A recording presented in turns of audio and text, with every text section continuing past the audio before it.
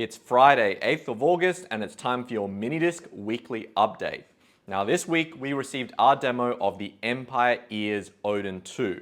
Now this is an earphone that takes audio opulence to a whole new level. It's priced at over 7,000 Australian dollars and it comes with a 24 karat gold faceplate. The Odin II is a flagship 11 driver earphone with a mixture of bone conduction, dynamic driver, and electrostatic drivers.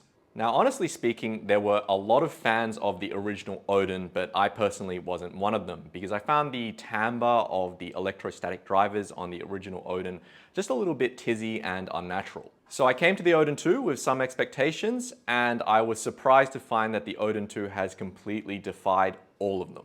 So first of all, I don't have any problems with the highs on the Odin II, and in fact, I quite like them.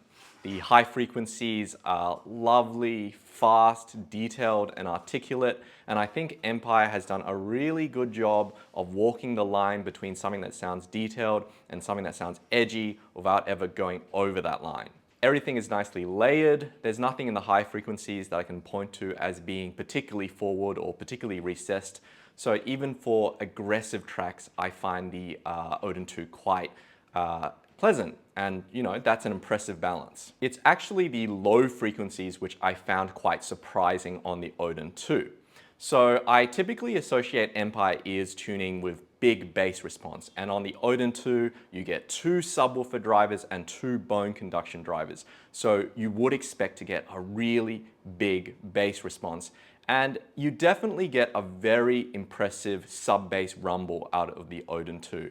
And with the bone conduction drivers, the sense of scale of the bass, and particularly the way the bass sounds kind of going through your head rather than just through your ears, that aspect of it is quite impressive. But, and it's a big but I find on the Odin II, the low mids are actually somewhat recessed compared to the low lows. So even though you get this big sub-bass rumble, a lot of the times the low frequencies end up sounding a little bit polite, even compared to something like the Macbeth, which I regard as quite a neutral sounding earphone. I find with the dip in the low mids on the Odin II, a lot of instruments lack a kind of resonant foundation, and a lot of vocals don't have that sort of chesty energy that personally I like to hear.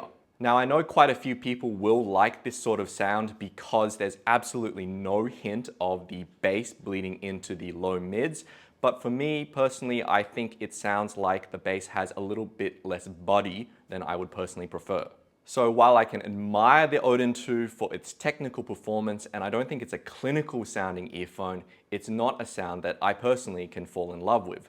But I know that a lot of people are going to get a kick out of the impressive layering and the detail out of this earphone. So definitely come in, have a listen, let us know what you think. This is Lachlan for Minidisc TV, and we'll see you next week.